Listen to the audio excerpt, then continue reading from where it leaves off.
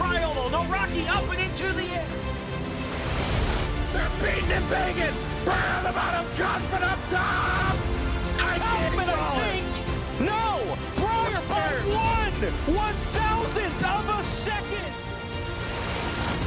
Joseph, no! At the line, Thunhorse pulls the win out at the stripe. Oh, he saves it. What's going to happen here? Here comes the canvas. Get your foot there. He's got it. He's got it. This is going to win.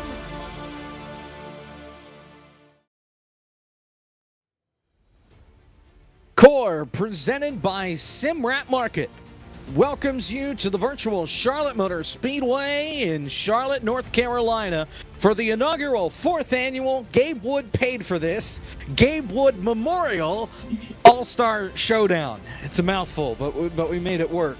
Here from Charlotte, Jacob Pitts, Ryan Vargas with you for the call. Glad to have you with us. Caleb Hoffman, we're going to start putting him on cartons of milk because he's not here. We don't know where the hell he is. And that's strike 2. Nonetheless, Vargas, you're already locked in. You won last season at Martinsville, so with that win, it already locks you into the All-Star race later tonight. We do the Open first, and we've got almost 20 drivers fighting over 3 spots plus the fan votes, so really 4 spots. Yeah, I mean, it's going to be crazy. We're running these radicals here around the Charlotte Motor Speedway, and these things, it turns into a super speedway race, and not just a super speedway race, but turns into a race where you have to tandem. This is one of the few cars that you could legitimately shove the entire way around the racetrack, so it's going to be wild. You're going to see a lot of guys trying to make some big runs, and probably some bad blocks, and probably some hurt feelings. No doubt about it. Things are going to get intense. And how this works, if you didn't see the race a season ago here when we ran the All-Star here, it's pretty simple. It's pack racing. Everybody is knotted tightly together on the racetrack. And when things go haywire, it gets ugly pretty quick. And a lot of cars can get involved. And these cars also like hopping up into the air. Yeah, and the big thing with these things is really just, there's no damage. That's one of the beauties of the All-Star race. So if you get caught up in a wreck, brush it off. You know what I mean? You get back into it and you hope for the best, and that's the beauty of the All-Star. You just hope for the best and hope it sticks. No doubt about it. Now, we actually get to qualify here because it's not a points race. Points don't matter here, so the drivers actually get to qualify now. And then I believe they'll get to qualify for the event later on as well. So somebody could realistically win from the Open and then I think qualify on pole for the All-Star race. I'm pretty sure that's how we're letting things go. Now, last year we had less drivers in the feature than we did in the Open. This year it's going to be a little bit different because we're not doing this over a holiday, so drivers actually able to show up tonight. We have exactly 20 in the Open, fighting over the 3 transfer spots. We have 3 stages to the Open. Each of them are 10 laps. As an interesting decision here by Gator coming across the line backward. That completes his lap with a blistering 1 minute 17.252 seconds. I mean, I think that's good enough for 17th place. That means he technically beat 3 guys. Granted, they didn't run a lap, but he did beat 3 guys, and that's all that matters on the sheet.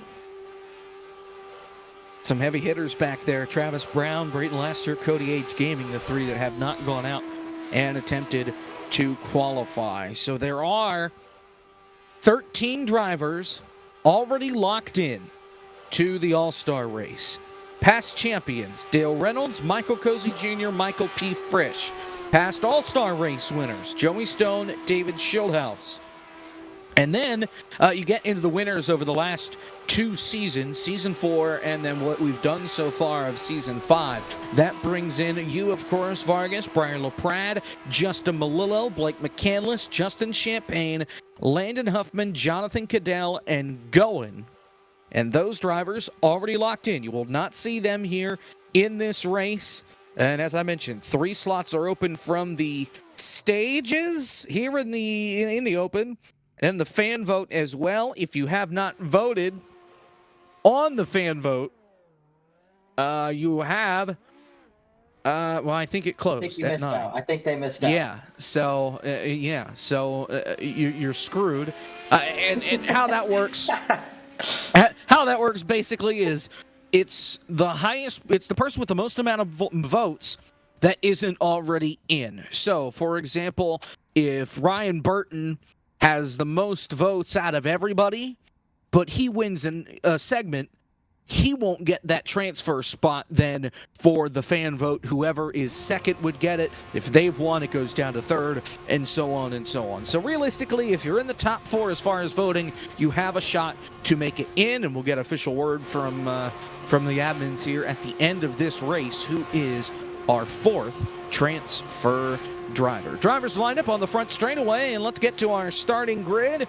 It's not that crazy, but it's still brought to you by Team Rick. The Pole Award is at least proud to sponsor the Rick Pole Award, given what would be the lowest driver in point standings at each Core League event, except we actually qualified for this one. This week, Case Kallenbach is your pole sitter tonight. Since 2022, Team Rick has awarded less than $0 as part of Core's Pole Reward program. Your starting grid brought to you by Ed Soundhead. Cisco Scaramouza lines up on the outside of row 1. Frozen Toes and Wes Graham line up row number 2. Corey Vervinkt in 5th. Harry Tiller 6th. Ian Plash and Dylan Kem. Haven't seen him in a while. He lines up at the tail of row number 4. And that number 9, Cosmonaut Issue and Ryan Burton rounding out the top 10, Vargas.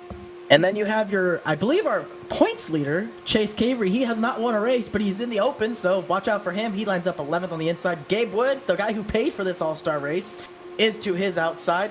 Then you have Arrow on the inside in the 13th position. God, I need to look at my rows here. Rusty to his outside. Fly Guy in 15th.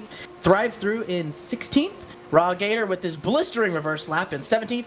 Then you got Moonhead, Travis Brown in 18th, Cody H Gaming 19th, and Brayton Laster, the Pizza Man, P20. There you have it. There's your field. Out of those 20, 4 drivers make it in, 3 in the open. So how this works, we do 10 laps. The winner of that race leaves. We reset. We do 10 laps. The winner of that race leaves. We reset. We do 10 laps. The winner of that race leaves, as does everybody else, because that's the last race we're doing. So we have it set up, 1 heat, 1 consolation, 1 feature, all of them set up exactly the same 10 laps. It just so things make sense as to how we've kind of put this together in the sim so we can make this happen. It's not like it's a 35-lap race continuing that we just stop, regroup, and move on. They'll have fresh race cars. Rusty just hit the wall under pacing on the outside and did a wheelie. Incredible watching the broadcast. Thanks for watching, Rusty. Appreciate it. Case Kallenbach is your leader. Cisco Scaramouza on the outside. Both drivers have not gone to victory lane in their core careers, trying to change it, even if it's just to get themselves into the All-Star race. And really looking down through, I don't think we have any. Well, DT, I think, is the only former winner, and Cody H Gaming as well. 20 drivers, 4 spots, green flag, the Open's underway.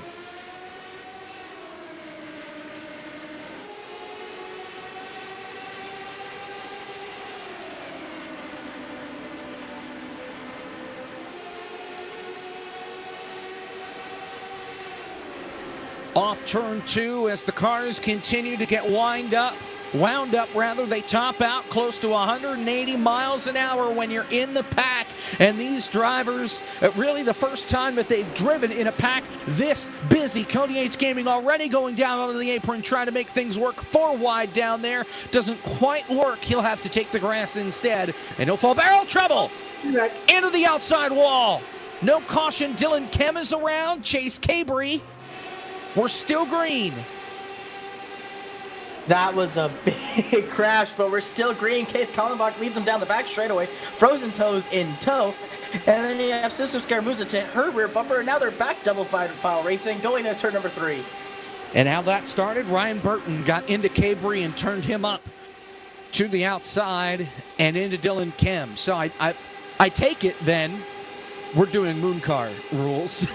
And as long as we've got enough of the leaders going here, we won't get a caution. Meanwhile, contact between Case and Cisco fighting for the lead at the front of the field after Case got the apron. going down into turn number 1. And what's unique about these cars at this racetrack, Vargas, the fact that you can use the apron in the corners. It's risky, though, and you really don't want to do it right away. You kind of want to wait until late in the going. You don't want to show what you have in your hands, what you're planning.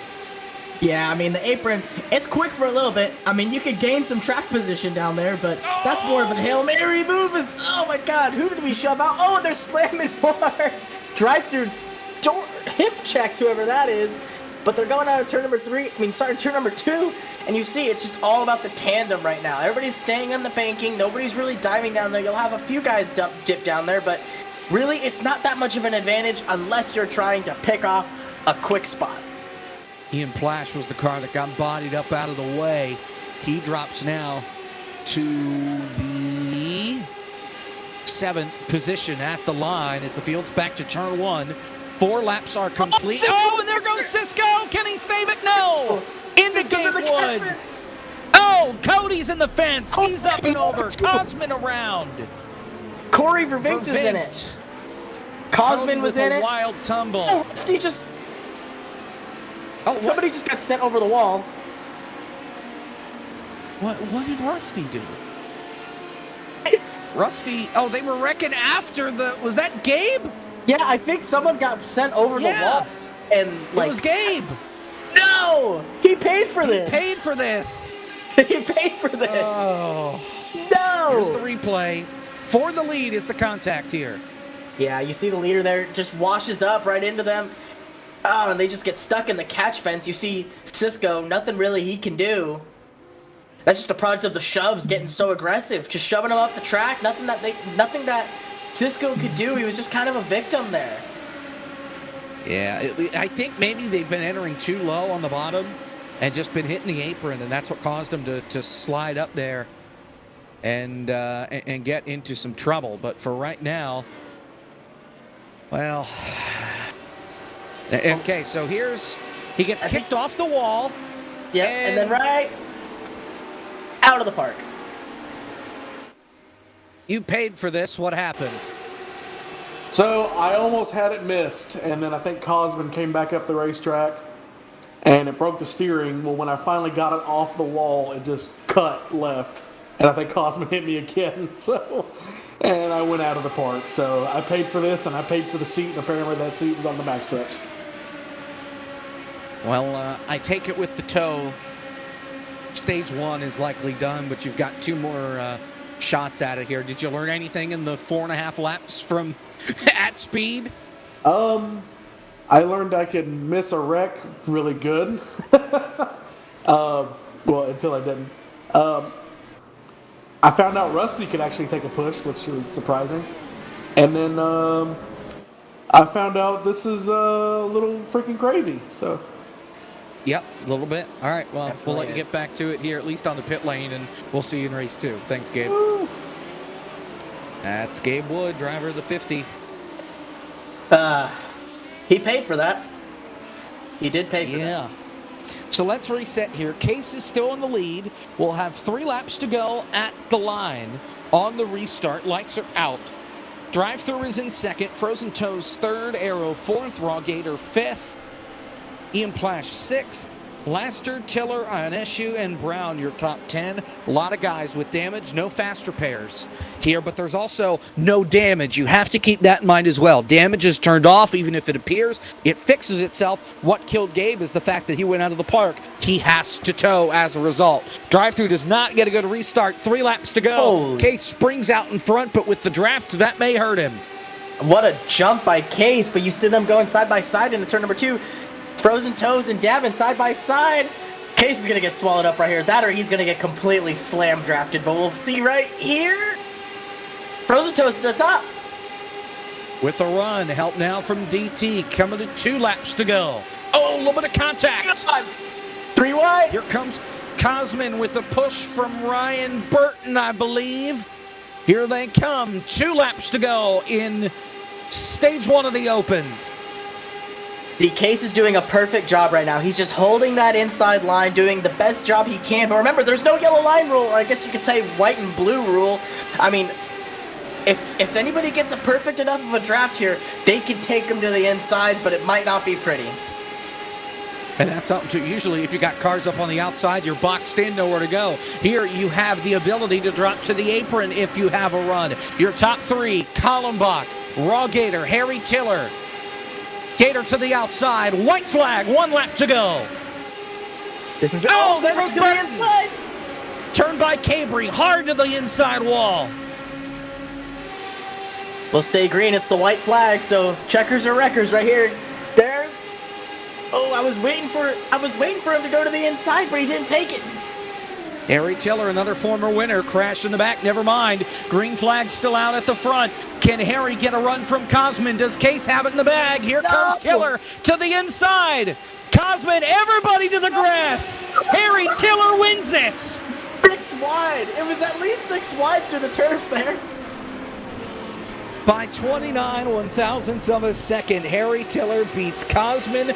Drive through. Kallenbach finishes 4th. Ian Plush finishes 5th. And now remember, this is how they finished the All-Star race last year with Melillo and Schildhaus in the grass beaten to the line.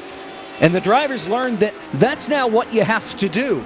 So that's why coming off the corner on the last lap, you saw everybody hook it down into the grass, try and cut the distance to the start and finish line. And Harry Tiller out in front by the time they got to the grass or turf that's here at Charlotte and able to get it done. He wins himself into the All-Star race, and he's another that has a win in core back in Season 3. Pulled off a couple of wins. One at Iowa, and then one at the Roval, if memory serves me correct. And Harry is in the Discord, so we'll bring him on up as you see a replay of the last lap coming to the checkered flag, and we'll talk to the winner, Harry Tiller. Well, how in the world did you do that? I don't really know. I ended up like on the inside, on third inside, and then just sent it through the grass, and I backed up a little bit on the back straight just to get a little bit of a run on Case, and then just managed to get underneath him. But then Cosman was coming really down low. I've never seen okay. it like that. Right. I'm just shocked. I mean, Harry, what did you think when you made the move to the inside of Case? Probably thinking, okay, I have the run here, but then you saw 4 or 5 other cars to your left. Like, what was going through your mind right here? When I got under him and I thought, oh yeah, it's in the bag. And then I saw all 5 of them just drive down to the inside. I was like, oh, I've just got to hold on and hope I've got it. And luckily I did. I don't know how close it was, but I'm pretty sure they were close. Whoa, we were like 8 wide. Oh, that's class. Okay, you're in the race. Now what? Are you going to go back to practicing? Just going to take it easy here until the All-Star race actually kicks off? Because you've got a stronger strength of field here in race number 2 that you've got coming up tonight compared to the showdown. Oh, well, no, I'm not going to do any practice. I'm just going to go in there and sling the big thing on the table. So we're just going to go and win that one as well. All right, Harry. Well, best of luck here in the actual race. We'll see you then. Thank you. That's Harry Tiller, and if Discord will cooperate with me, I'll get him back to where he's got to be. There we go. Caleb Hoffman, late from the hot dog stand, has joined in now for stage number 2. As you see your starting grid, brought to you by Ben Easterday down there on the bottom of your screen. Getting ready to start race 2. Well, it's about time, huh? Yeah, we got stuck. There's a little traffic outside of the virtual Charlotte Motor Speedway here, but we're here now. We're all good. Ready to watch stage 2 here after exciting stage 1. Incredible. All right, well, here we go. Gabe Wood, Brayton Lester on the front row. And how this works, it is an invert after each segment. So the field inverted. Gabe Wood finished last because he was in the pits after the tow. Oh, He's heck yeah. P1 here. 10 laps. Back up on the board. Open. Stage 2 is underway, and look out. Chase Cabry did not get going. Oh, trouble. Ryan Burton around. Just one car. Off the nose of Cabry, and that's the 3rd time that those two have made contact in 11 laps. Now we have separation up front. Oh, they're trying to go 3. They can't make it happen, though. They're 4. They're 4. They're there they wrecking. Ian Plash. Raw Gator is dead. Cosman and Case involved in that. And we're keeping it green. Yeah, because it's at the back. Moon car rules in effect. Oh, and there goes. Oh, that's 2 more. That's Kim. Oh, and Fly Guy. Kim and Fly Guy around. But we're still good after contact with Travis. Gabe Wood is still your leader, getting a big shove from who's that? Cisco. Cisco locked onto the rear bumper of Gabe Wood. Now it's a small pack. This is the least bunched up we've seen so far tonight. So this is going to be interesting. Oh my gosh! Contact. That's Cisco down there. Had contact with Keenan, but we're good.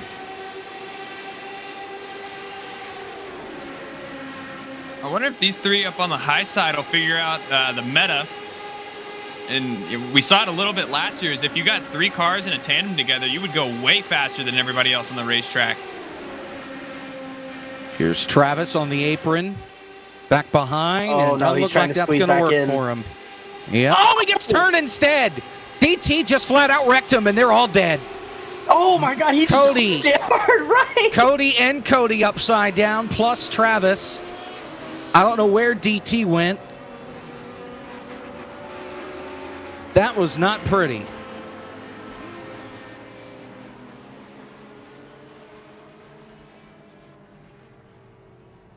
Canadian wanted for murder. And there's a lot to take in from those first 4 laps. I think, so what happened there was he got hit on the rear bumper, but also was going over the bump. You see it right there, bump, and they got over it and just couldn't hold on to it. And that just bonsai'd him into the pack.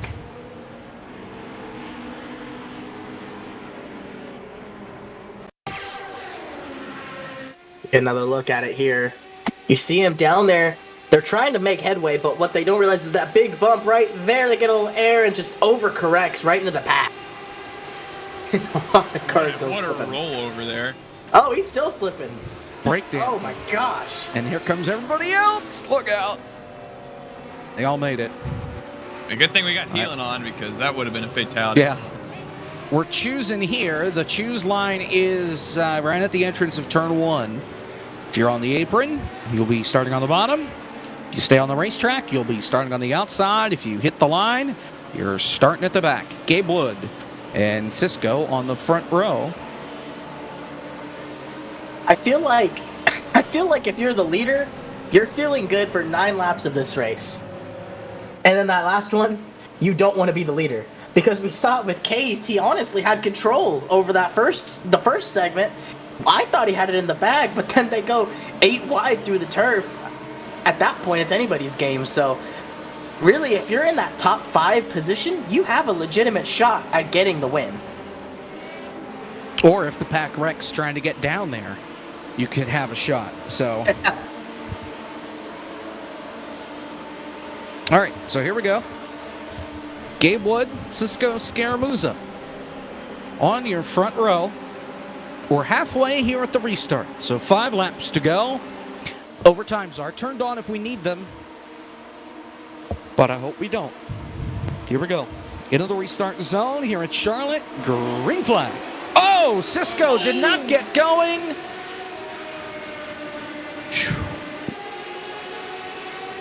We're good. Travis just said he's points racing. Where are we, Bill?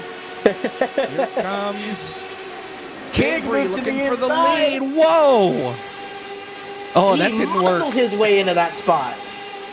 And he gained nothing because of the draft that Keenan had on the outside. He was able to go right by Cambry, so Cambry goes from 3rd to 3rd. He right on board with Cisco.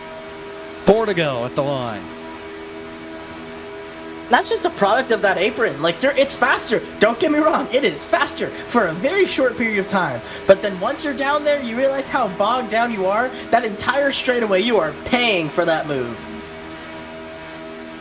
Like, you have to time it. Cisco got left out. Yeah, You have to time it just coming off 4 to get it to work. Yeah, I'm wondering if a second line here is going to form soon, because right now I think everybody's just wanting to be in position for maybe at the last lap to just hook it down into the infield. Well, it looks like here comes Travis for third. 3 laps to go. Oh, contact. Oh, there they go. Cosman up and over. DT is in it. Kallenbach is in it. Ah, poor Case. Down the back stretch. Coming to 2 to go. Green. Oh, man.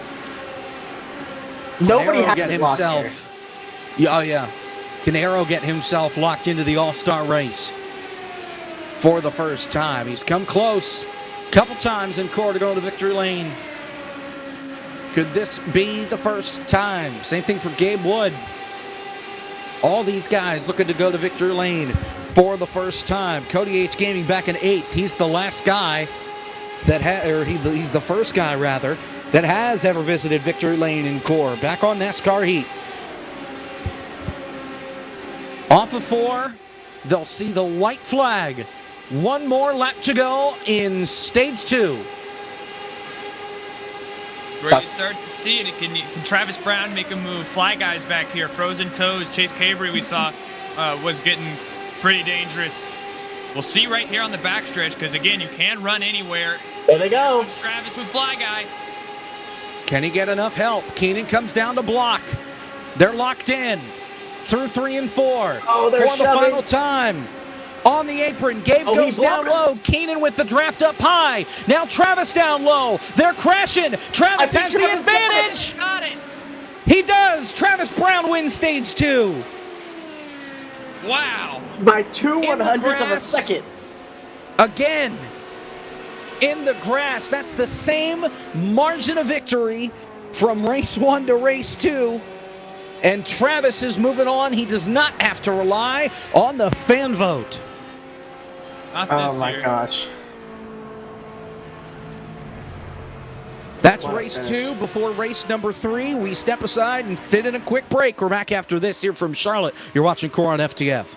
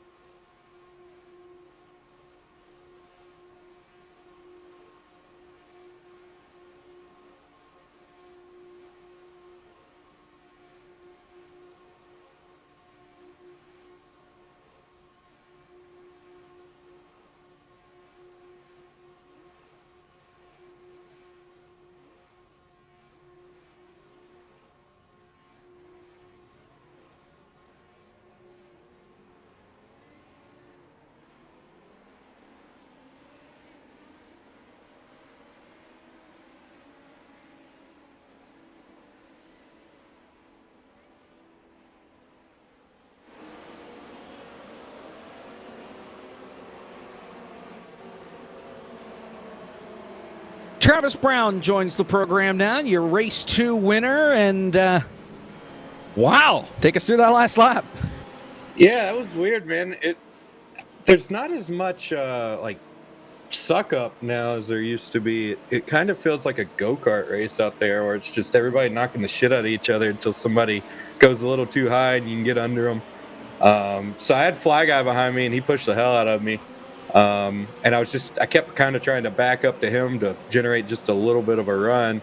And we went to the apron on the back straightaway, and I knew we weren't going to have the run we needed, so I kind of lifted and fell back in line and just tried to time it. As soon as I had to run, I took it down low and went through the turf. And all that. And All right. somehow won. Well, we'll let you go here, Travis, as we're getting set for race number 3. Congratulations, and we'll see you in the All-Star race a bit later tonight. Appreciate it. That's Travis Brown, and he is in winning. Green flag, race 3. Last chance for these drivers to make it into the All-Star race. Wow. Already They are 5 wide. Yeah. Oh no. They made it. Rusty So dropped into far. the back. Yeah. I think he saw him 4 wide and said, yeah, I think I'm going to back up. Oh, Cody and Keenan getting bodied around. Below the line, trying to merge back up. Oh, there goes Cody. God. He's dead, and as is Cisco. Oh, more trouble. yeah. Keenan's in the wall. Vervinkt, Rusty, Fly Guy, caution.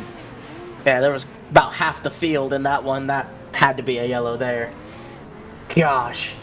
Cody is stuck on his roof in turn 4.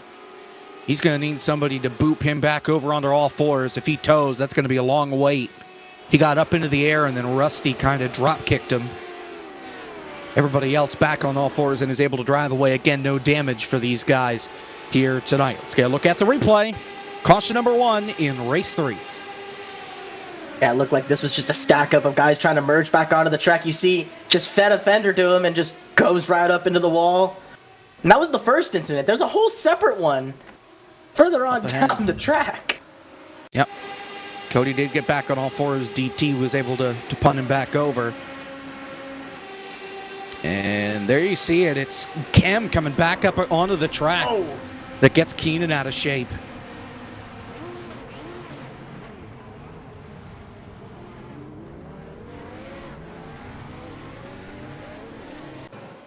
The All-Star.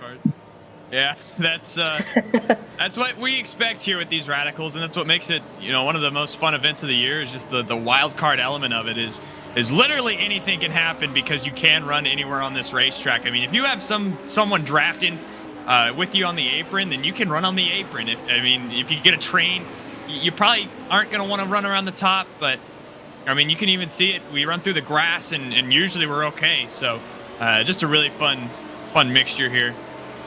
So Cosman biffed it. He hit the line. He has to go to the back on the choose here. So he drops to the tail end. Case is still your leader. Ian Plash is now in second. DT's third. Frozen Toes fourth. Wes Graham is in the 5th spot. We'll get a restart with 7 laps to go in the final race in the Open. Oh boy. Here's the thing. If you were to ask me in the first race where you want to be, I would tell you Case. I'll tell you I want to be where Case is at because how he ran in the first race, he led the whole thing. Same thing with Gabe Wood in the last one. And then on the final lap, every single time, the person leading coming out of turn 4 has not won the race. So this is only going to get crazier from here. We'll have to see.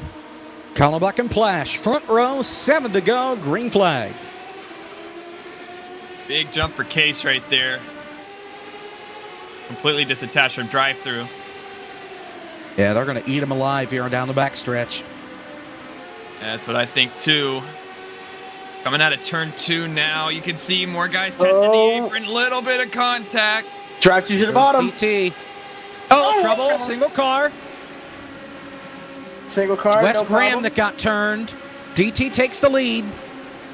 But look at that. Case is now the one in second. He was actually able to squeeze back into that inside line. So now he's in the capper when I say that, and he pulls out to the top.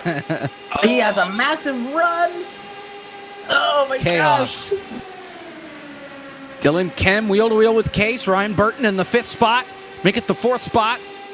Plash side by side with. Oh, there goes Gator, and now Kallenbach. Oh, big crash. Frozen up into the air. Same with Raw Gator. Gator still on his roof. Now back onto all fours. Case right there. Caution. He just got hooked. He was just getting a big shove from the car behind him and just got turned into the car to the inside, and it was all over from there. Let's take a look at the replay here. We'll get a restart with about 3 laps to go as we cross halfway. So let's take a look first at what happened to Wes Graham. There we go. He's down on the apron, tries to come back up, and gets hooked by Burton. Yeah. That's misjudgment. That's all that was right there. Just a note, by the way, Chase Cabry did not start this race. He will not have a shot raw gator. Oh my goodness. Jeez. Way up into the air. So Cabry backed out, so he will not have a chance to race his way in. He's going to have to lean on the fan vote, see if he got enough support from the fans. Another angle. Oh man, you just see all the cars come back across the track, just swallows everybody up. Nowhere for a lot of these guys to go. Travis Brown, well, he left. He's already in, so that doesn't quite matter.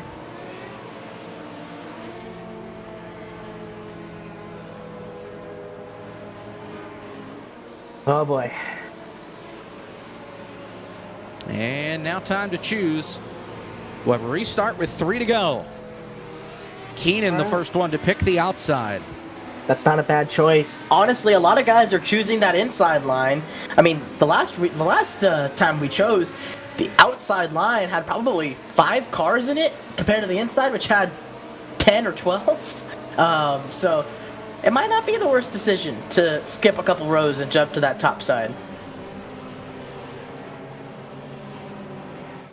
Yeah, I mean, again, we're a late race restart here, and big talking point, I think, has been how, the leader, who otherwise seems in control of the race, on that last lap, you do not want to be in that position because you basically are a sitting duck just waiting for somebody to come draft off of you and slingshot you for the win here. So, I mean, if you're a guy like Drive-Thru or even on the front row like Arrow right now, what's the strategy? What's the play? Do you forsake the lead somehow and fall all the way back this late in the race, or what happens here? So interesting here from Drive-Thru and Arrow, I think. Here we go. 3 laps to figure out who's in and who's out. The all-star race that Gabe Wood paid for. Green flag, and the inside did not get going. The top didn't get rolling really either, and DT is miles out in front, but he's going to have a hungry pack coming after him here off 2. Yeah, Dylan Kim, Ryan Burton, those 2 that have been behind him all race, going to group back up once again, coming to 2 laps to go. And DT just going to try to maintain control. Oh, there goes Keenan! Turn by Plash over Vinks hard into the fence. And for the first time in the Open, we're going to overtime.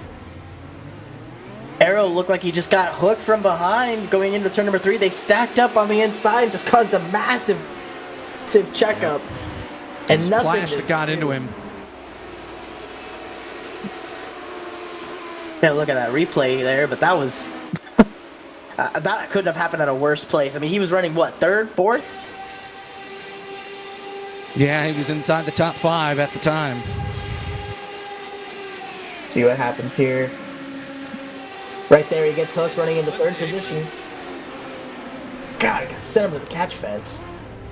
Yeah, I mean, just gets a little sideways, and there's no lift with anybody here. Yeah, not at this Especially point. this late, yeah. Yeah, one more time. I believe he just flips that apron just a little bit and it gets the car unsettled. It might have been a push from, I believe that's Fly Guy behind him. Gets the car a little wobbly and around goes everyone. I think it was a mix of both because he was on that little, like, in that seam between the apron and the banking, and then to compound that, he was getting shoved from behind. So it was a tale of two evils there, right there. Either way, it changes a lot of the outlook of this race. Interesting move here from Dylan Kim and Ryan Burton, both of which opting to stay in line behind DT. And I think they might just be going with the control car here, trying to get that jump out on this outside line.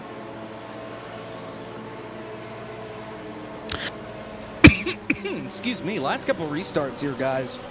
We've seen the leaders get a pretty big jump, and then they get eaten alive down the back straightaway. I would think that kind of like at a plate track, you want to back up a little bit.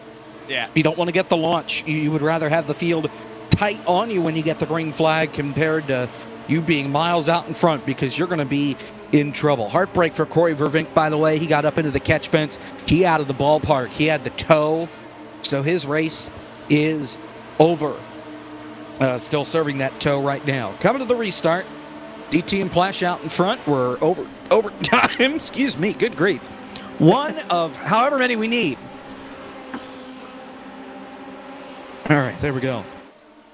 Choking on air. Don't mind me. DT and Plash. Yeah, well, that's one way to fix it. DT and Plash on the front row. Green flag. Overtime attempt number 1, and they're crashing. Keenan got into Cisco. We're going to stay green right here. Cody got killed. Cody wants a caution. No call. And I don't think he's going to get it. He's the only car that went around there. Yeah. At the back of the field. Oh, Green flag. That's a heartbreaker. Yep, he just left. Everybody single file. Oh, no. You can feel it. Oh, there they go. Burton gets around. That was bumper grab. Back into traffic. He gets drop kicked. We're committed. Yeah, that was 2 cars right there. Last lap of the open. Look at Dylan Cam in drive-through right here. Drive-through is just sitting on the brakes, letting the 9 push him. And again, very plate track-esque, but he doesn't want to tandem. He doesn't want to give him an opportunity. Oh, there goes Laster. Laster into the wall. It's 5 cars duking it out. Here comes Kim. For the win, down on the bottom with help from Ian Plash. Does DT have anything for him on the high side? Help is coming from Wes Graham. Now he pulls out. Here comes Cosman. They crash. Here comes Plash. Plash is in at the line. He did the same thing last year where he was able to come away. He got turned and bounced off of Dylan Kemet, straightened the car out, and Ian Plash is in the final shot to transfer in to race your way in. What a finish. You just saw them all. They all bunched up. It was 5 cars under a blanket exiting turn number 4. We're going to replay right here. 5 cars duking it out for the same spot. It looked like they just all got hooked right there. Let's see what happens to Plash here. He dips down the apron right here. Oh! He got hooked. Bumper grabbed. He got bumper grabbed off of Cosman, but the rest of the field crashing saved him. I cannot believe that. He was wrecked. To straighten him out, yeah. Yeah. He was completely wrecked. I cannot believe that. Wow. Brayton Laster is your fan vote winner. He will race in the All-Star race tonight. That's amazing. The pizza man. Ian Plash, you've done it again in the All-Star Open. Racing your way to the line as they're crashing behind you. How about it? I don't even know what the heck happened there. Cosman got into the back of me. It turned me. It hit me into Davin. Davin's car straightened me, and then me getting yeeted by Cosman turned Dylan across my nose, and then somehow I was just straight and I won the race. I don't know what happened. Well, now you get to do it again. Do you have a plan going into this next race? I was beside myself this whole entire 3 races. Like, nothing was working my way. I didn't know what the heck to do. I'm just like, I don't know. So I'm just going to go into this next race and say, I don't know. We'll see what happens, I guess. All right. Well, sounds good, Ian. Glad to have you back, and we will see you soon. Yeah, you know, I would really like it if I could stop winning heat races for All-Stars and heat races for Daytonas, and I could win a main race, but, you know, we'll take it, I guess. I'm a 3-time core winner, but it says 0 on the stat sheet, so, like, what can you do? Ian, thanks for talking with us. We'll see you in a bit. See you in a bit. That's Ian Plash, the man in the show. All right. Well, that was something. Gabe Wood has something to say if we're not going to talk to Brayton, by the way. And he did pay for this. Is Brayton? No, Brayton is here. But yeah, we can talk with Gabe Wood as well.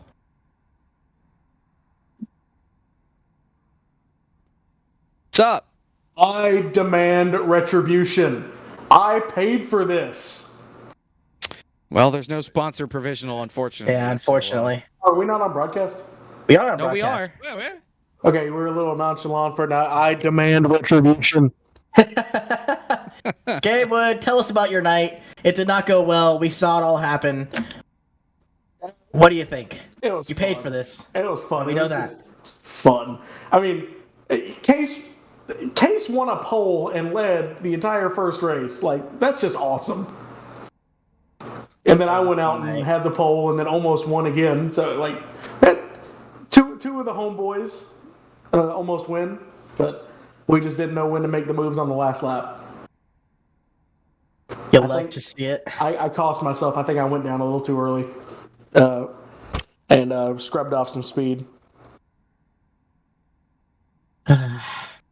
Well, congratulations, Gabe, on sponsoring this event. I hate all of you. I revoked my sponsorship. Take all the logos down. Hold on. We're canceling it. Everybody go home.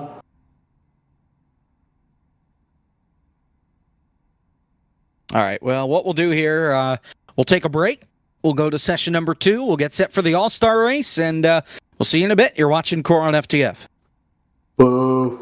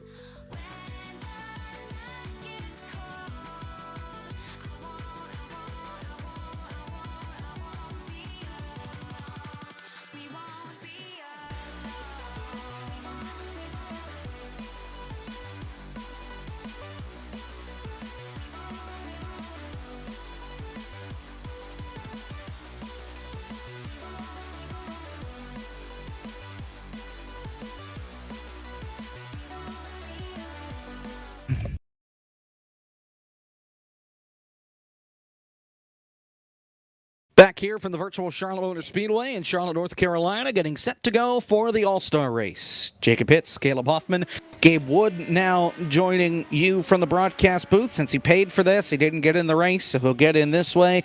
Brayton Laster joins us on the line right now, your All-Star fan vote winner. Travis, I believe, got the most votes, but because he won a stage, it goes down to the next man up. That belongs to Brayton Laster. So, Brayton, thanks for talking to us. Thanks for joining us. Is qualifying going on right now? Yeah, that was pretty fun. I paid a bunch of 12-year-olds in Anderson, Indiana to vote for me, so I'm glad they were able to come through clutch. And yeah, we got the job done. I figured Travis would probably win, so I knew I wouldn't win a stage, so I want to make sure he would. And luckily we're here. We're in a show. I don't know why I'm here. There's a lot of big names, but we're here.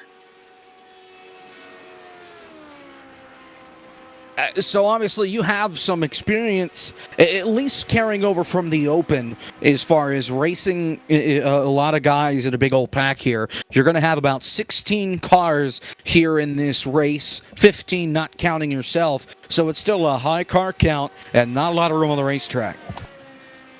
Yeah, it was pretty much all give and no take, as we saw in all 3 stages there. I think I left a trail of destruction pretty much wherever I went, so I got something going for me with no damage. But we got 40 laps. It's about 10 laps longer than what we had, the previous rest of the night put together. But I will see a lot of destruction, especially with that, the instant fix or the no damage. So it's going to be kind of just being at the right spot at the right time. And the easiest place to pass is when cars are going flying 50 feet in the air and just drive underneath them. So we're going to be looking out for that a lot, I feel like.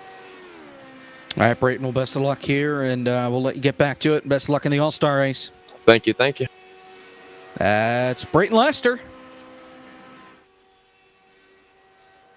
Brayton Laster's single-handedly ruining the Anderson, Indiana child economy by paying a bunch of 12-year-olds to get the votes.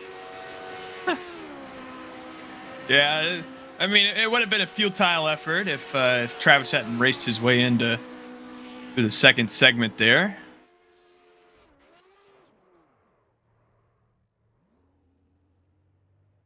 Just wrapping up qualifying here, and it looks like everybody's about dead. Blake McCandless is sitting in the tri-oval, menacingly. He is driving on the racetrack for me. Oh, That's him you see right there. I'm sorry, it was paused. Oh my gosh. Incredible. Oh, God. Well, he paid for this, and this is what we get. I'll reiterate, I hate all of you. Oh. Yeah, if we can get some chain cutters up here. Yeah, they wouldn't let me on the racetrack, so I chained everybody inside the broadcast booth and pretty much forced them to let me participate. So at least we've got that. There you have it. 2 drivers have yet to put a lap down. That's Travis and Brayton. Dale Reynolds put laps down, but I believe he crashed on all 3 of his or got the wall, something along those lines, because he does not actually set a time. Your current pole sitter, Justin Malillo. He is the fastest man in town as we approach the final minute here before we get to the grid and get set to go. It's only a one-parter, so 40 laps is all we have here for the All-Star race. We'll see if Blake has anything for Justin here. Justin has himself a pretty nice margin.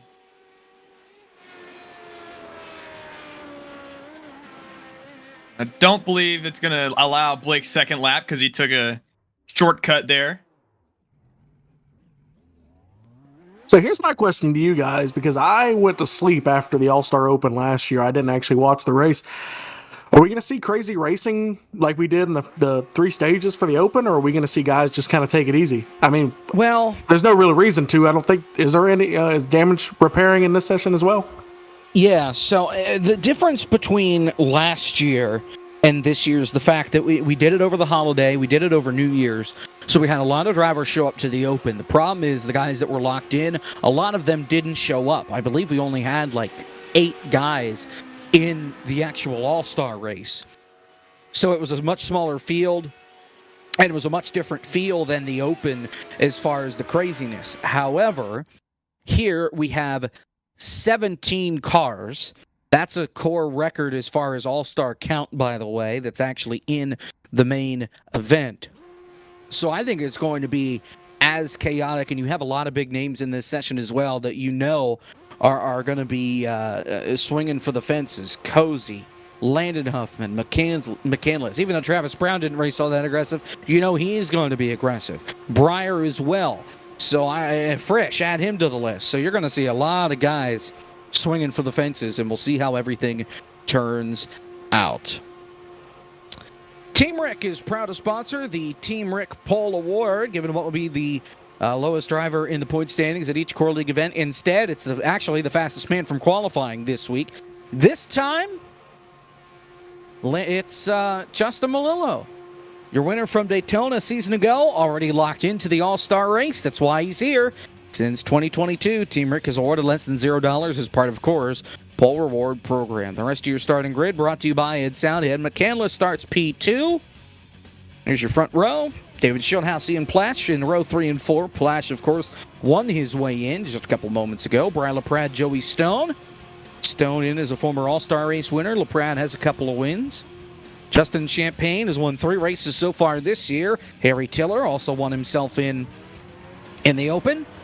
And then Michael P. Frisch and Goen, both of them with wins to get them in here. Caleb? Yeah, looking on back, you got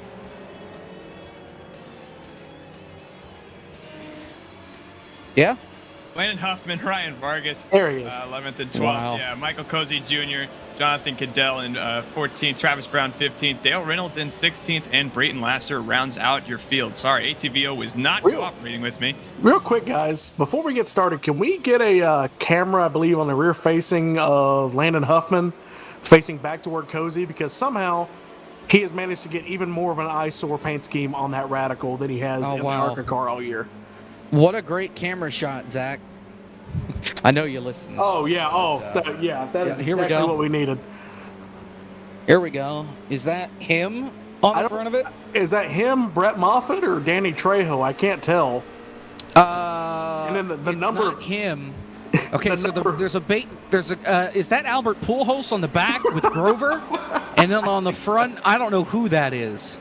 But the back is definitely Pujols and Grover. Nonetheless, Melillo leads us to the green flag. Gabe Wood paid for this. The All-Star race, 40 laps at Charlotte, is green. Starting to fan out already.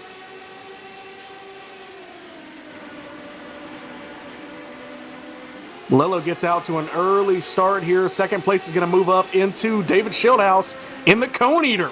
I mean, look at that thing. That is absolutely terrifying. It's something. We'll see how scary he is on the racetrack. Most cars single file coming up off the corner. Melillo will lead lap 1. Landon Huffman already taking the shortcut. Look out. Huffman's going to merge back up here. Oh, my. Apron.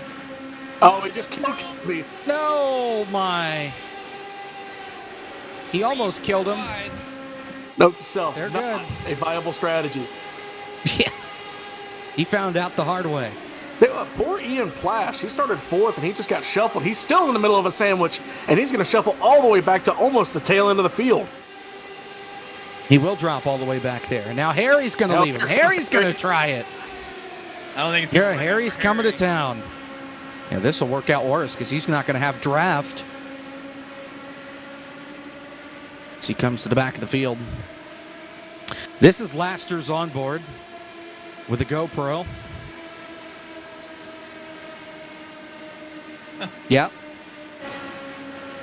GoPro is incredible. Right there, you can see the car ahead of him on his screen as well. Can see exactly what he sees. He's looking up in thin air at his mirror. So much for realism. You know what? I wonder. All the guys that have done this so far are in the same voice chat. Is that a deal with all the Huffman, Travis, Cozy guys that one of them is going, oh, he gets turned?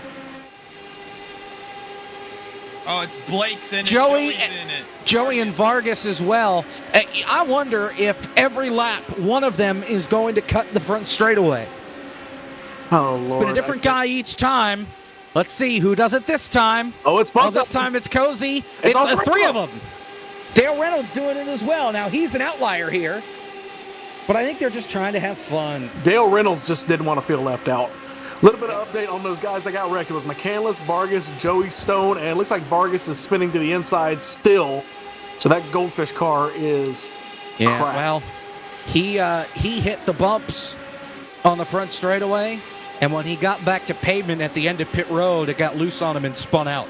So he tried cutting the front straightaway, and it just didn't work. Now Malillo's going to go for it.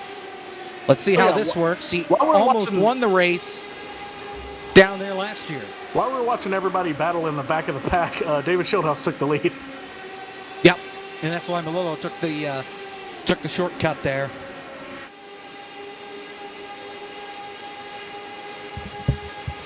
One thing to look out for, guys, if we get a restart, I don't know if you guys saw it, but a couple of times it almost worked when we're still building up speed. You can cut it low in turn 2 and kind of see if you can get side by side with somebody, but I almost wrecked myself, but that's why I'm not in the All-Star race. But you paid for this. I did, in fact, pay for this. Oh, my God. Huffman and Cozy. There goes Laster. Hang on to it, Brady. Save it. He's going to lose the draft, but that's it.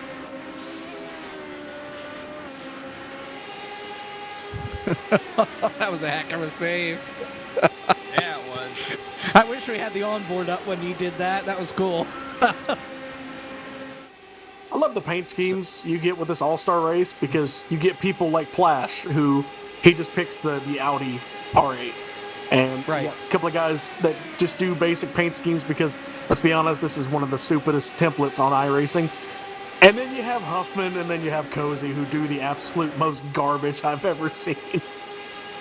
Yep.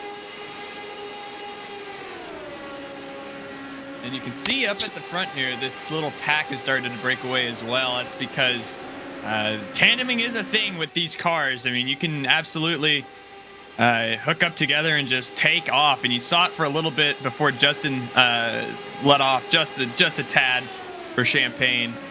They were about to take off from this pack. These guys are costing themselves time by jumping down to the apron like that or down to the tri-oval. Yep. It was cute while it worked, but they've kind of shot themselves in the foot here. But now we've got Travis and Landon Huffman hooked up together. I think this is going to either be trouble or they're going to set a new fastest lap time. Yeah, I think that's the plan now. They're staying up on the racetrack so they can try and catch the leaders. And that's what they're going to do here. At the start-finish line, Huffman about a tenth and a half faster than your race leader that last time by. Schildhouse was with his teammate, Brian LaPrade, on his back bumper.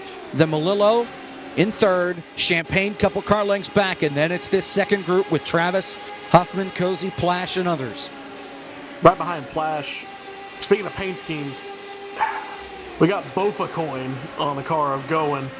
Oh, God. Oh, geez. Bofa what? We got to ask him at some point during this race.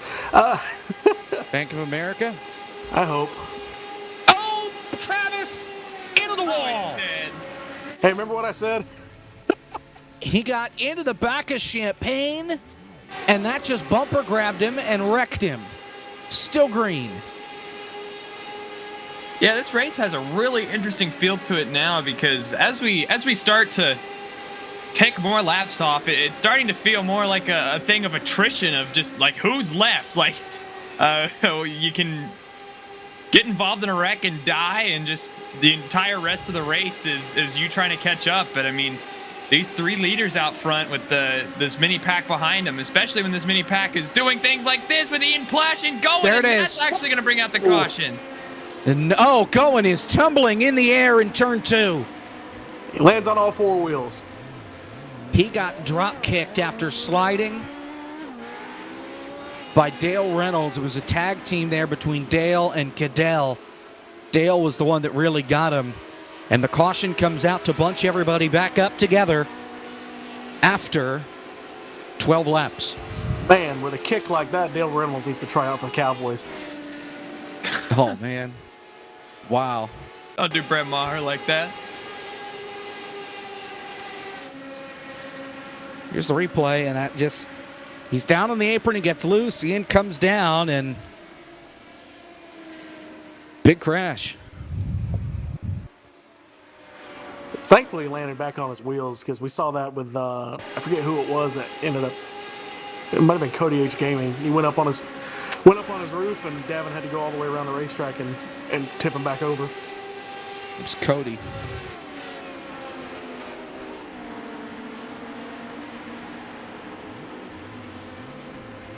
This is interesting. Bunches everybody but back up together. Harry Tiller is going to come on the pit lane. He's now fourth, by the way. But he'll come onto pit road. I don't know how in the world he got to fourth. Ian Plash brought this up during our race. Is it better like the IndyCar, or excuse me, Can't say that. the American open wheel car, where you burn off fuel and the car is lighter, or have they actually modeled to where the wing is up in the air and you actually want more fuel in the car? Because if Harry's coming down pit road, I guarantee you he's just going to pack the car full of fuel. That's what he's doing, it looks like. Same with Joey, same with Vargas. They're all in the pits. 19 seconds for Harry Tiller in the box. And we're choosing here. They already choose going into turn one. Everybody on pit road now has to catch up. Joey Stone especially, he needs to get off pit road. While we're here, by the way, I want to thank all of our sponsors, all of our partners for the Core League, FTF.GG, which is what we're bringing this race and all the core races to you on. Cody H. Gaming, Swan Security, Naughty Wood at naughtywoodbarbecue.com. That dude named Dale. The guy in the broadcast booth, Gabe Wood, Team Rick, Ed Soundhead, and of course, Sim Wrap Market for sponsoring the series and making sure that we're all getting taken care of and allowing the series to go on for a 5th season. And as per usual, we're getting toward the end here. I can't wait for season 6. Malillo almost gets wrecked. He's still almost getting wrecked by Huffman. Green flag. Let's go. Huffman a little bit over anxious on that start. I think he was expecting him to go immediately. They didn't know that they were going to have to go in the restart zone. So that was almost disaster, but they ended up making it through. We saw it last run too with these. Oh, trouble Plash! Turned around. Big crash on the back straightaway. Frisch is in it. Multiple cars involved. Brayton Lester. Gary Owen. Joey Stone. Harry Tiller. Plash got bodied by Frisch, I think, and that's what started the whole ordeal. A hard crash on the backstretch. So it looked like coming off of 2, Plash was just mesmerized by Albert Pujols on the back of my Cozy's car, and he followed him down to the apron. But it looked like the car just kind of de-wedged itself, and he actually came up into Plash or into Frisch. But if you watch Frisch, yeah, Frisch came down. That's not on Ian at all, because I mean he's already down. He comes up maybe a little, but Frisch is coming down as well. That's more of a racing deal, I think, than anything, because Plash does come up, but Frisch is coming down. I'll just go ahead and blame this on Albert Pujols. There you have it. Blame it on Grover. Ryan Vargas was involved in that. He was on top of Brayton for a little bit. Goldfish with Cheez-Its. Is right on board. That's, I think, with Plash. Second caution. A couple more looks at some paint schemes here. Hits Jonathan Goodell sucking up to the race sponsor with a giant me on the hood. I wonder who he got that one from. And then his aversion to a certain user interface as well. Wow. There you have it. This will be ironic because I posted about it too, but the old people are just set in their ways. Mm-hmm.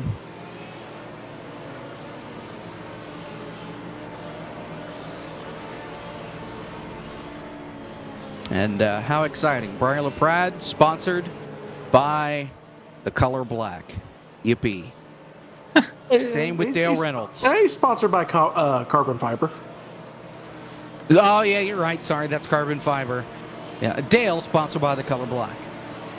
How boring. And what is that, the North Carolina? Maybe? Was there a logo on that thing? I don't know, I can't see it. Oh, well. Yeah, that's sponsored. That's some good advertising. Yeah. Yep. Remember, kids, if you're designing a car, make sure the logo, you can see it. Don't care how good the paint scheme is. Shieldhouse and Malillo on the front row for the restart. Almost halfway. Green flag. You got away clean this time. Now Huffman was on the bottom that time. I think that's part of it. Pretty boxed in at that spot in the racetrack. As here comes the field off turn 2, back up to speed. Caleb, you got it pretty quiet. Did you find the bolt cutters? Did he leave? No, I'm watching right now.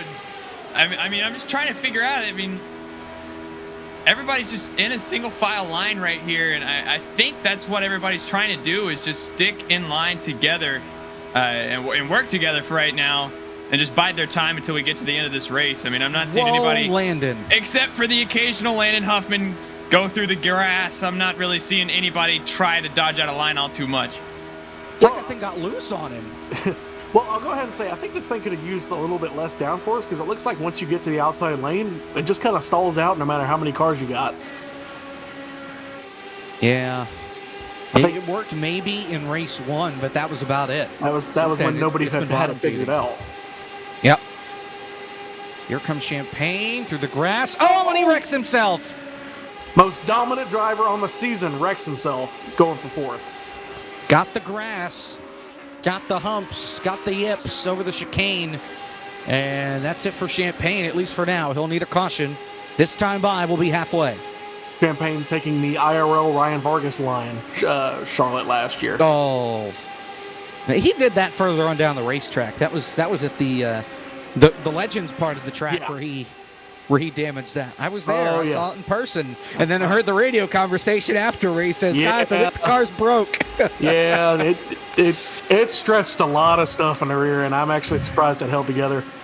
But Alex Berg climbed under the car and tightened everything back up. It shot a little bit of stuff out there because race cars aren't designed to go 3 feet in the air. But Vargas, I hate to say it, we lost a couple laps doing that, but he saved the car, and we ended up with I think 26th or something like that. But yeah, he could have had a better finish without that. Yeah, we had a decent car that day. It's kind of hard to remember. There were a lot of times last year we had really good cars and we just didn't get the finish. And looking back to how last year ended, finish-wise, it makes you look back and wish you kind of got some of those races back. I mean, we got wrecked in Vegas running 20th, and then we were running 15th at California, and the transmission exploded in Vargas's hand. That was a big one. Oof.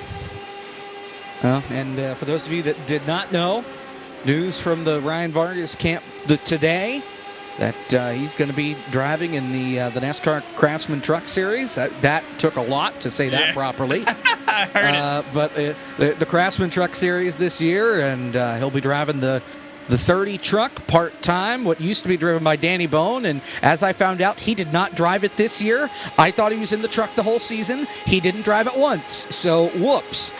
But Vargas will be in that car, I think, or truck 7 times this year, starting at Atlanta. Ned Terry Labonte said he hadn't been in that car all night. And he don't want to either. Thank you for getting that. Oh, yep. I can't repeat what Eli Gold said in that conversation. Oh, crap.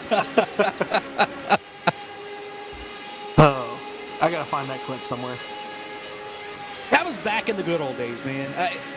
I was not alive for TNN, and I don't think we got TNN up here in the Northeast, but man, oh man, looking back and watching some of the broadcasts, those may have been the most fun broadcasts that I have seen.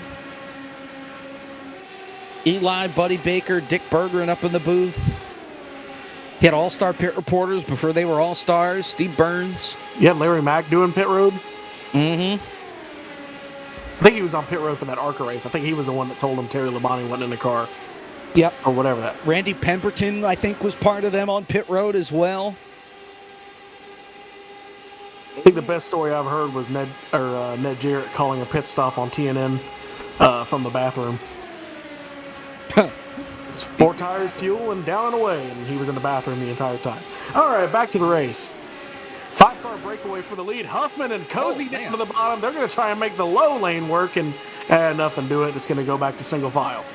Yeah, this was actually very interesting. Sorry, Jacob. These 3 cars in front, they had that tandem going, the 3-car breakaway, and then Huffman and Cozy were able to actually just mat it and get all the way back to him, which I didn't think was possible because I always thought that the 3-car tandem was faster than the 2 cars here. But they made it work and got back up into this to where this is now a 5-car breakaway where you see Cadell, Vargas, Moonhead, Blake, all these guys behind him trying to catch up. Huffman's to the inside. He's going to get tight. Malillo goes to the top. They made a position. They made a pass doing that. Oh, I don't know no. how. Justin Malillo just let Landon Huffman know that works. Oh, yeah. And that little break of momentum, that's going to get that second pack in there. I thought we were going to get a fun flag, but Jonathan Cadell is no fun and says no fun flag. So I don't know what's going to happen. At the end of lap 30, we may get a caution because of nothing on track, or we may get nothing and we may stay green. Stay tuned for 2 laps and you'll find the answer to that. Oh boy. We may get one right now. There goes Malillo. Got bumper hooked off Cozy. Oh, and he got hit by Laster. Laster's stuck in the wall. Back up front, Vargas. Blake McCandless saves it. Oh, no, McCandless. Caution's out. Yeah, Vargas got bumper grabbed, I think, between Cozy and Huffman. McCandless was the only one that could not save it. And that's your fun flag, even though some not fun on the racetrack.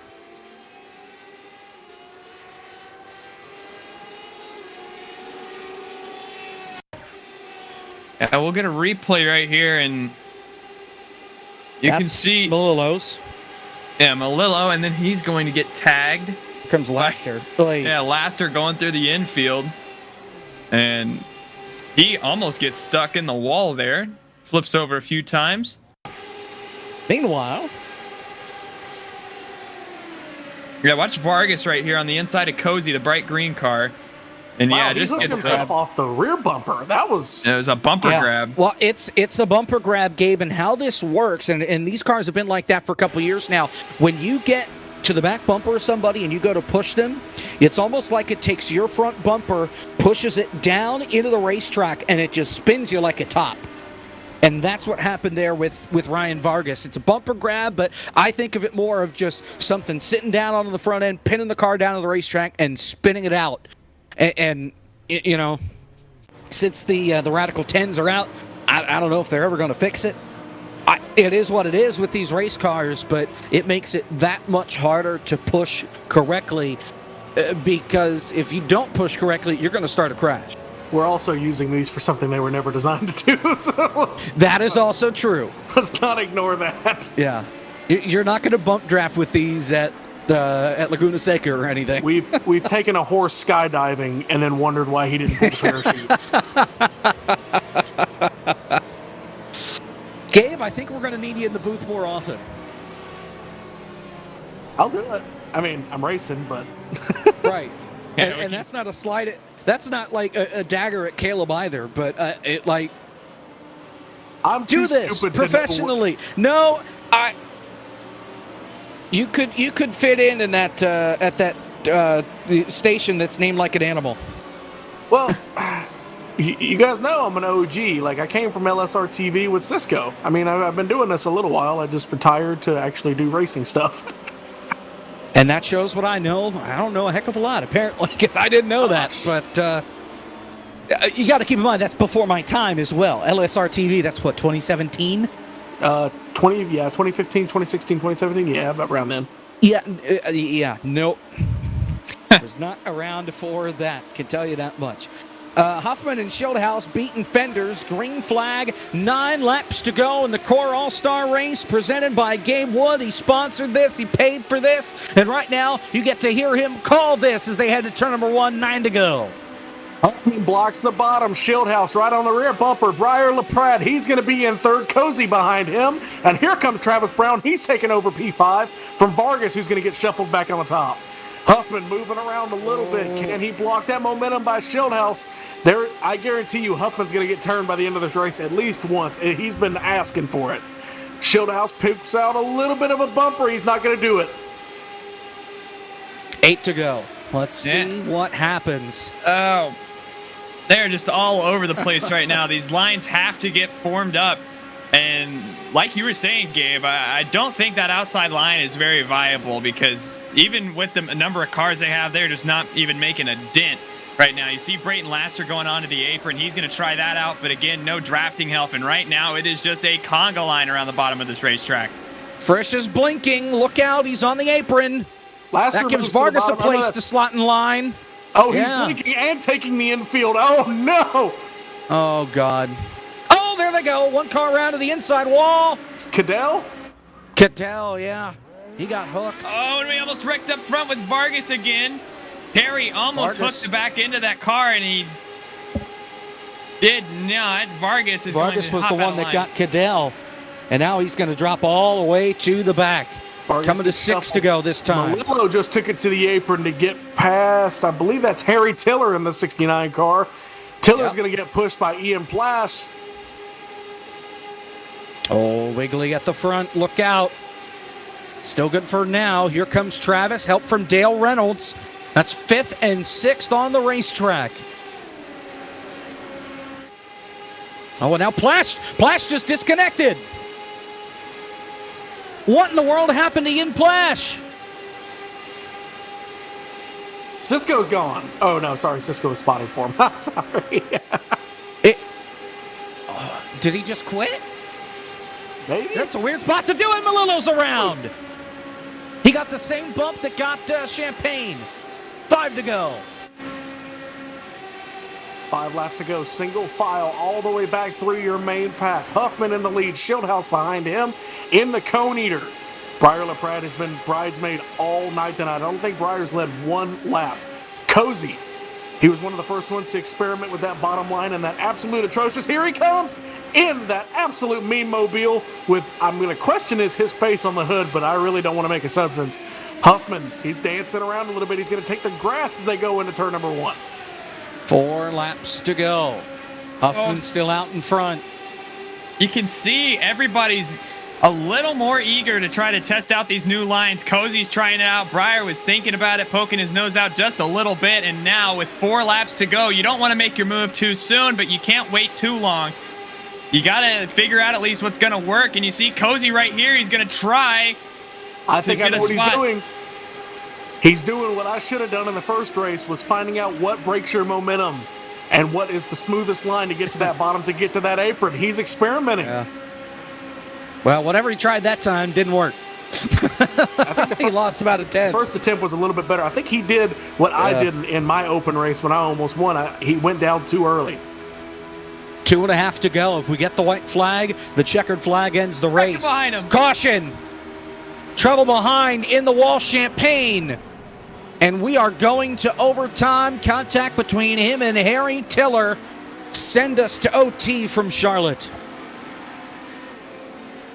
Looks like just a little bit of a stack up in turn 3. Harry Tiller was on throttle. Champagne had to check up. And just a little bit of a sandwich. Got them both hooked. And Alt F4, Ian Plash reports, is why he left. And remember, he won his way in. He will not finish this race tonight. Hard hit. That's McCandless piling in.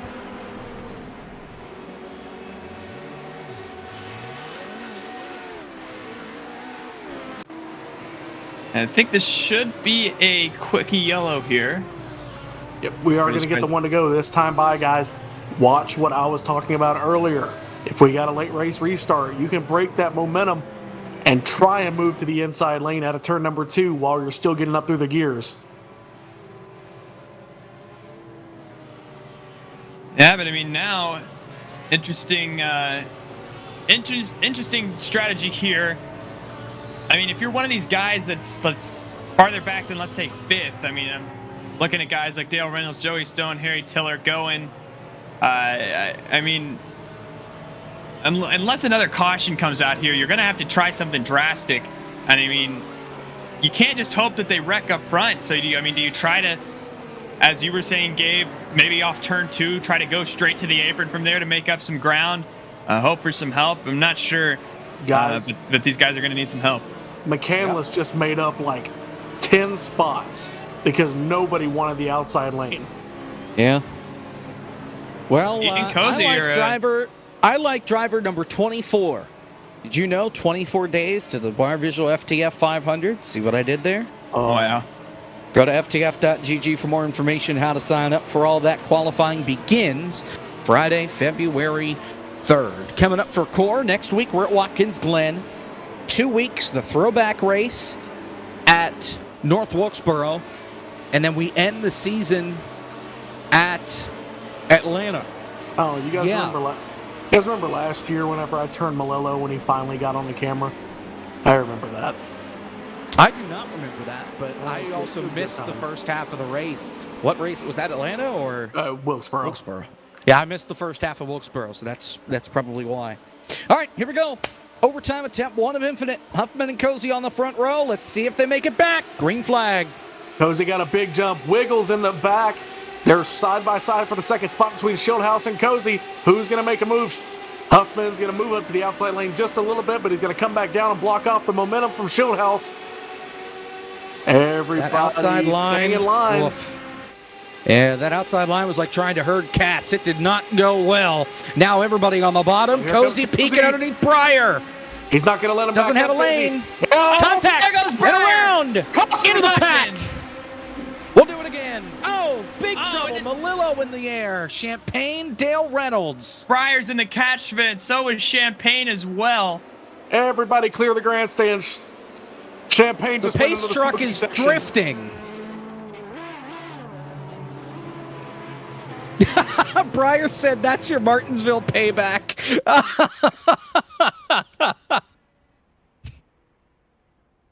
Oh, man.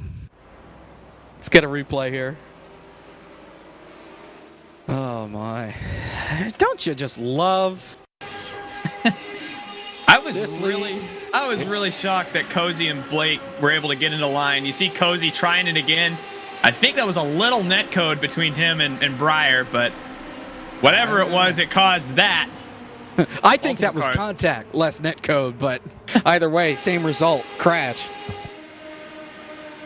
Yeah, just Cozy again, trying to get something going on the apron there. Just a little bit of a bobble, turn Breyer sideways. Shout out to Dollar General. There are like 18 million of them. Look at that pace truck. I mean, There's the drift. Come on. Deja vu. Let's go.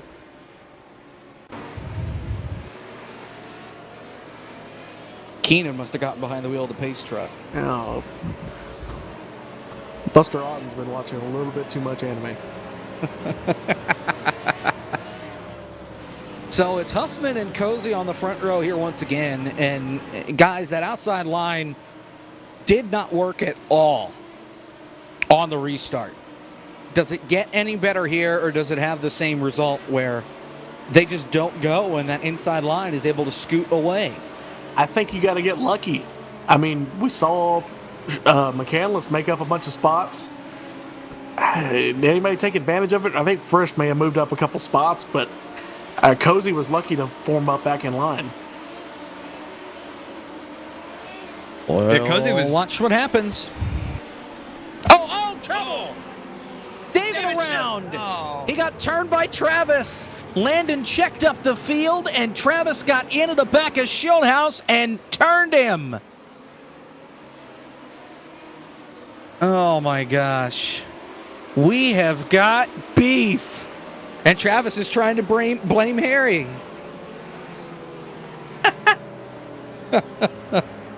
Don't you love the core? Where else can you have this much fun with this car track combination? And oh man, I can't wait. You know, Watkins Glen is going to be something completely different next week. Here's the replay of Shieldhouse getting dumped under caution. You know, Watkins Glen is going to be such a different change of pace next week because it's a road course. It's the only road course on this season, and it's going to be wild for these guys here, just because it's the first time that we've gone to Watkins Glen and Core. Usually, we've gone to the CTMP, and then we go to the Roval. This time around, we go to Watkins Glen, hopefully a little friendlier racetrack for the drivers, and we'll see how things pan out up in the Finger Lakes next Thursday night, 9 o'clock Eastern's when we'll be live. Oh, now Travis gets turned! Harry turned him! Travis was dancing on Harry's front bumper. I tell you what, guys, you can have your Comic-Con, you can have your VidCon. Where else can you watch a bunch of motorsports influencers make complete asses out of themselves? Only at the Core All-Star Race. We're actually going here. Travis got caught back up. We did not have to extend it. We are going green. Green-white checker, attempt 2.5, I guess, out of infinite. Green flag. Let's see if we can do this. They're wrecking again. Breyer did not get going. He got drop kicked by Champagne. Those two are parked in the restart zone. Green. The field's rocketing to turn 1. Shieldhouse moves up into the second spot. He's got Travis Brown in tow. Oh, no, Blake. Canless, horrible crash. I think we're going to try and stay green. And we are down the back stretch. If they get the white flag, we're committed. I don't know if they're going to make it that far. It's going to take something big here to bring out a caution, but we might just get it right now. Justin and Cozy on that outside lane trying to go, but I think we're going to get there to the white flag. This is the last lap. 1 lap to go in the Core All-Star race. Outside lane stalling out. Nothing for Shieldhouse and Huffman. Travis Brown pulls clear. There goes Melillo. Couple of cars go around. Now it's a 5-car breakaway for the win. Who's going to make that move and who's going to time it right? Here they come down the backstretch to turn number 3. Everybody looking for the apron. More trouble. Joey Stone gets turned around. Here they come through turn 4. Frisch is blinking again. More trouble behind. Here comes Shieldhouse. He won it this way last year. Can he do it again in the grass? The answer is no. Maybe. Travis. Huffman got it. No, Shieldhouse got it by 1. Wow. It's a 1/1000th of a second. Shieldhouse goes back to back in almost a tie. Are you kidding? He turned him. I cannot believe. What did I say? Huffman was going to get turned at some point tonight, but I didn't know it was going to be then. The Cone Monster is the Landon Monster. David Shieldhouse back-to-back in the Core All-Star race at Charlotte. What a finish. Oh, and Gabe just got either dragged yeah, or Gabe murdered. Is gone. Oh, he went down to talk with Shieldhouse right away. I heard they pulled him. Yeah, looking right goodness. here, I thought it was going to be Travis, but he only got past him after the line. Yeah. And what a turn of events here. All night we were talking about how the leader could like whoever dominated this race could not come home with the win. And David Shieldhouse, after leading a bunch, gets behind Landon Huffman and dumps him for the win. They need What to a paint the finish. start-finish line down into the grass for us. Yeah. That was unbelievable. Huffman, it says he dumped him, and I believe him. Yeah, I don't think that's going to change the opinion, though, because it's a non-points race for Core. Nonetheless, we'll bring Gabe Wood back up in here after he flew out of the press box. Shieldhouse just got drop kicked again. I had to go hug Shieldhouse. Oh my God. He is my hero. My. I can't believe he did that. There are your results as you see the carnage going on the racetrack. Shieldhouse, your winner. Huffman is second. Travis Brown finishes in third. Remember, Travis transferred his way in to this race. Cozy fourth. Frisch in fifth. And then Tiller, Laster, McCandless, Champagne, Joey Stone, and that's it. That's your top 10, Caleb.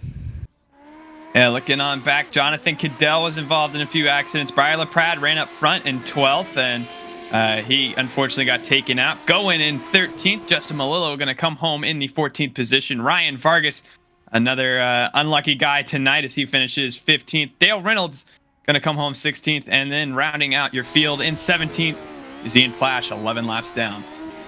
All right, so we got some angry folks here that we need to talk to. P1 and P2, David Shieldhouse and Landon Huffman.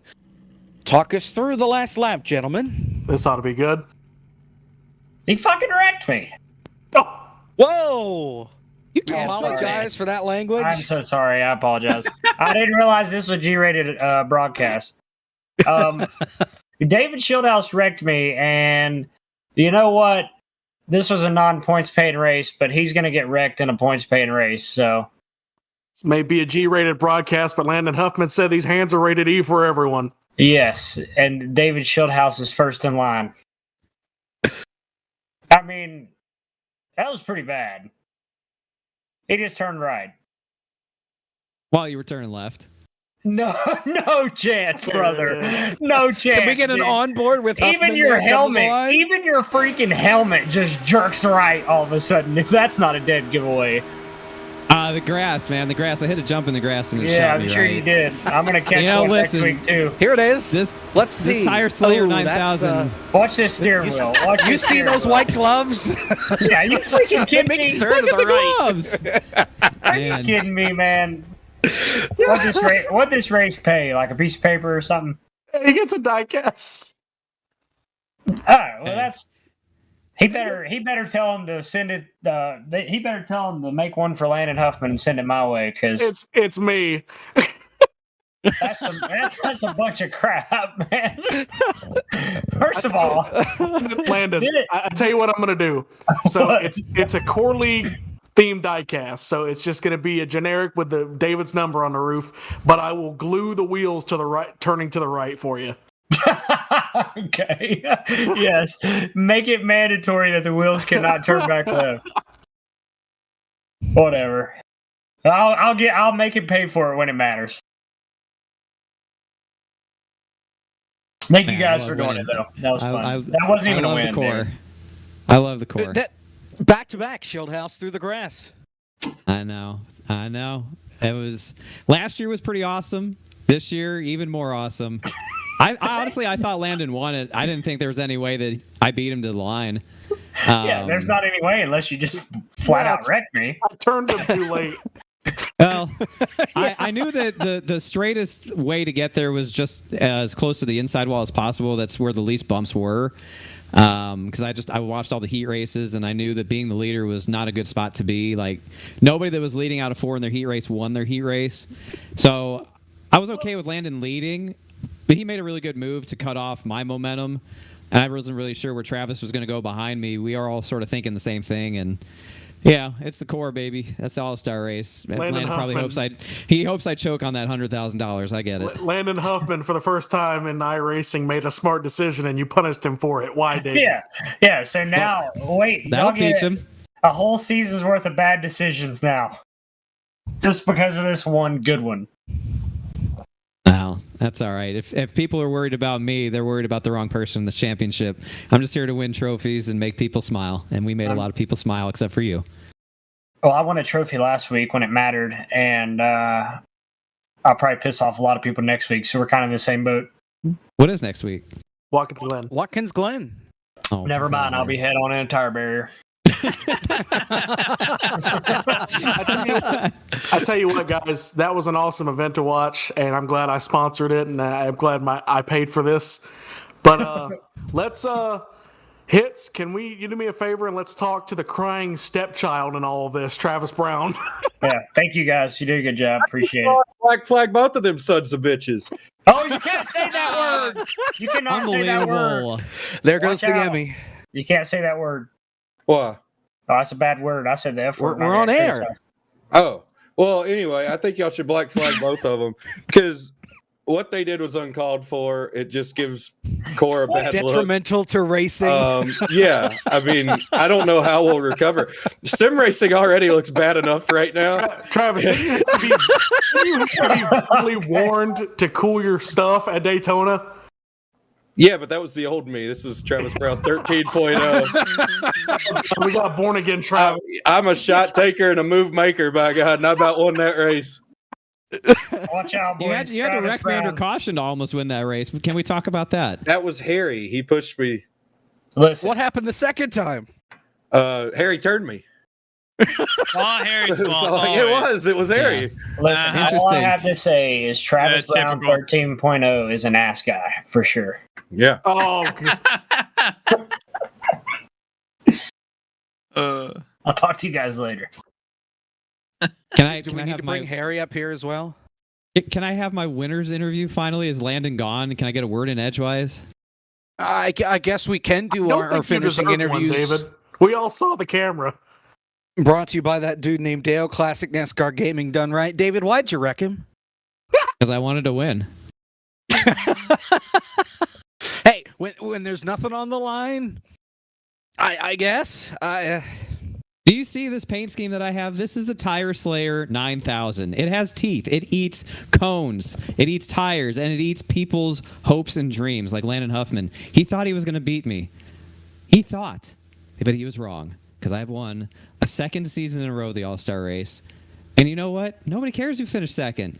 Landon's pissed everybody off from here to the moon and back again. Nobody's crying in their sleep tonight about Landon Huffman getting wrecked at the end of this race and losing by 1/1000th of a second. Nobody. So I don't feel bad.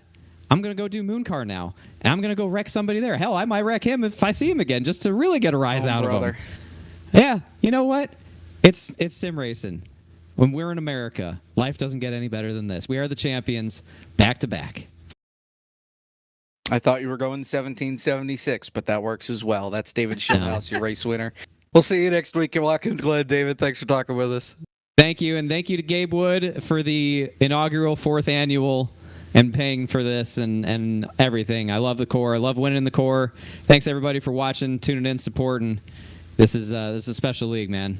I would not want to be anywhere else. I'll be honest. I don't think I got my money's worth because I called it the Memorial All-Star Showdown, and nobody wished me a merry rest in peace. So I really don't. Well, you have to sponsor it again next year. Oh God.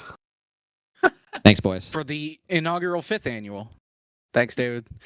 Travis, anything else from you? Nah, man, that was something. I'm lobbying for us to go back dirt racing for the All-Star race next year.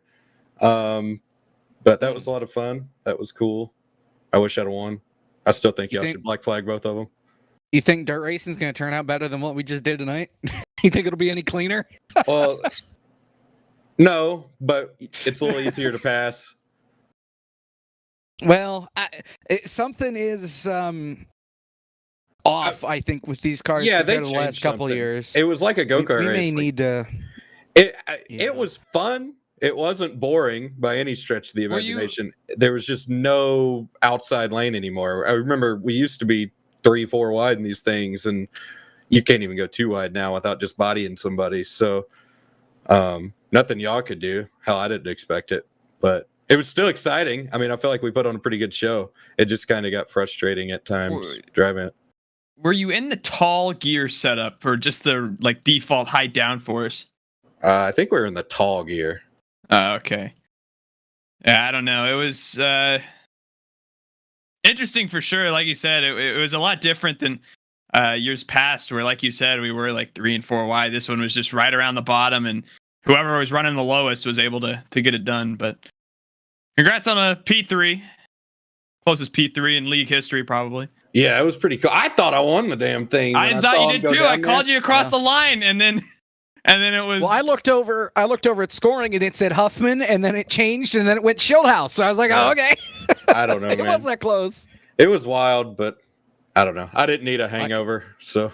Like I said, we need to start finish line in the grass so that way we can see who wins the race next year. I agree. There you have it. Well, Travis, best of luck with Mooncar at Talladega, and hopefully World War III doesn't break out between Schildhouse and Huffman in the meantime.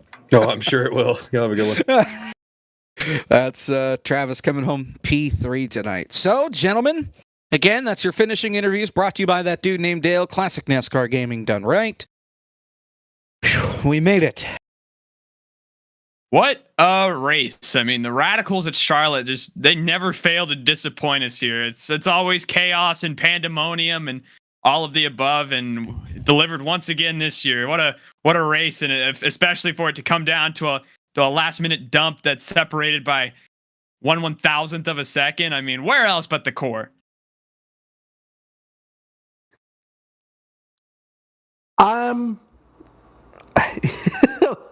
I'm torn because I mean we all watched the same race. It was single file pretty much all the way toward the end. There were times where guys were smart, and then toward the end it started to get crazy. But everybody was sucked to that yellow line, and you started seeing daring moves to the apron, which was amazing. And then just the monumental dump of David Schildhouse finally having enough and taking one for the team and sending Landon Huffman to the Shadow Realm.